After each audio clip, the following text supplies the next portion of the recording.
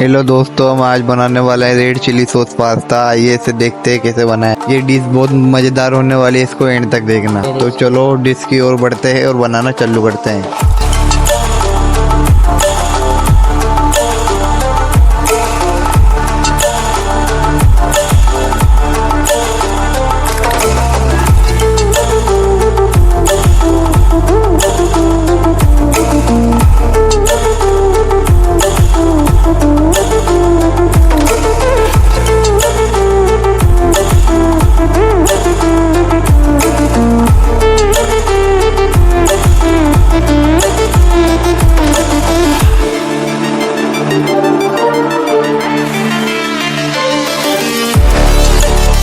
इसका कारण नरेंद्र मोदी है।